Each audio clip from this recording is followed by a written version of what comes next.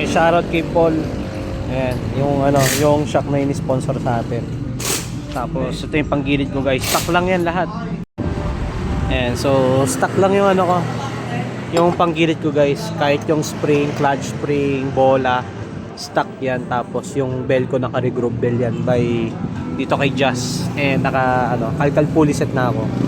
Ayan, baka may mag-sponsor dyan. Ayan, message nyo na ako guys.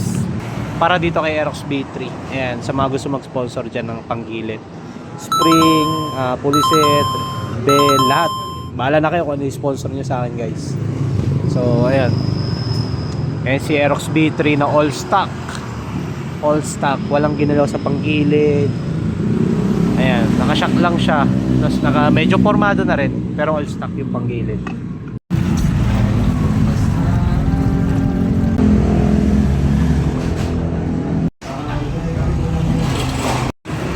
So nandito tayo ngayon guys sa Jazz Motorscoots dito sa may Muson.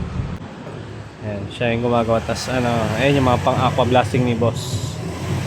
Ayan, aqua blasting, tapos meron sila pang regroup bell, pulley set degree. Ayan, may mga pyesa din sila dito guys. Ayan, sa mga naghanap ng pang maintenance ng motor, message lang kayo. Pumunta lang kayo dito sa Jazz Motorscoots.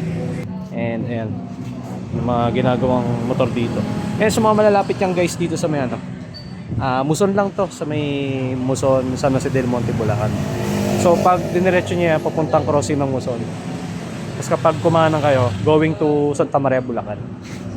So ito lang, search niyo lang sa Google Map tsaka Waze. Searchable naman sila guys. Ayan, Jazz Motorscoots. Pati click. Yung panggilid yan halos pang click eh. Bit card. Bit card. Eh no, yung bell niya parang pang click boss no. Silipin mo nga yung bell ng ako.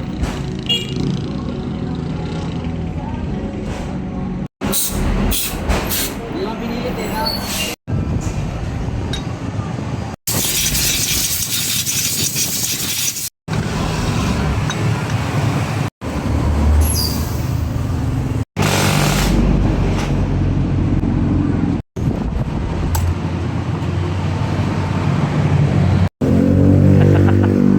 Walang audio kanina.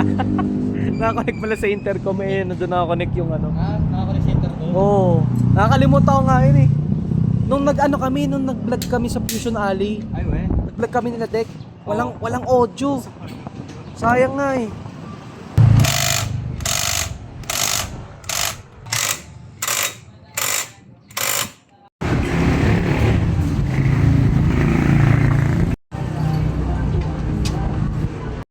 LF tornilyo pang Aerox B3 sa crankcase. Ayan, mabilis pala ito mabilog. Ayan, paunahan na lang. Paunahan na lang. Pinulsa eh no. Ayun, dito pala nilalagay. Crankcase fog.